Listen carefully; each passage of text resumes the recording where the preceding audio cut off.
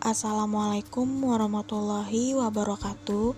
Perkenalkan, kami dari kelompok 8 ingin mempresentasikan hasil tugas kami untuk memenuhi tugas ujian akhir semester dari Ibu Hajah Dahniar SEMSI yang berjudul Perorganisasian dan Struktur Organisasi.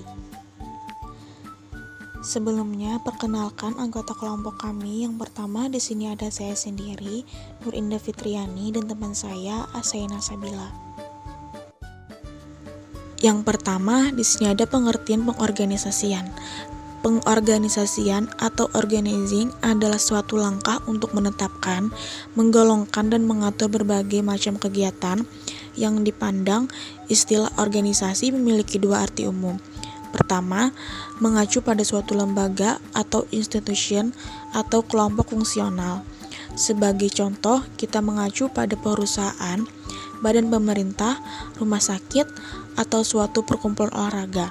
Arti kedua, mengacu pada proses pengorganisasian sebagai salah satu dari fungsi manajemen.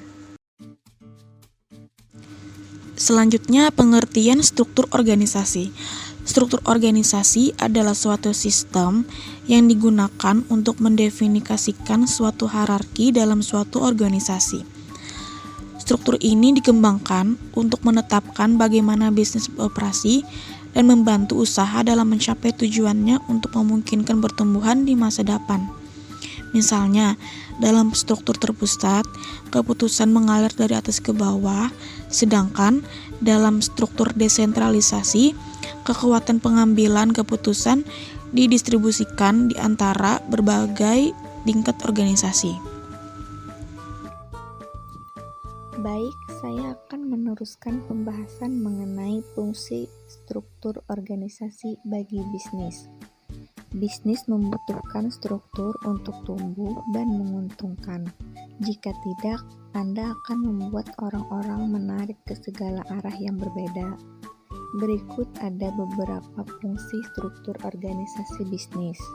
Terbagi menjadi 5 fungsi struktur organisasi bisnis, yaitu 1. Struktur memungkinkan komunikasi lebih baik. 2. Hubungan pelaporan yang jelas. 3. Penyelesaian tugas yang efisien. 4.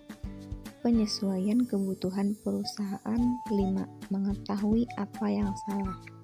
Dan yang terakhir ada faktor yang mempengaruhi struktur organisasi. Di sini terbagi menjadi 4 faktor.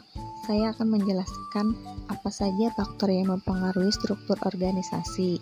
Yang pertama ada strategi organisasi. Maksud dari strategi organisasi adalah salah satu sarana yang digunakan manajemen untuk mencapai sasaran maupun tujuannya. 2. Skala organisasi.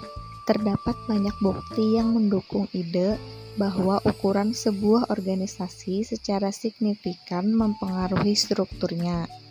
3. Teknologi.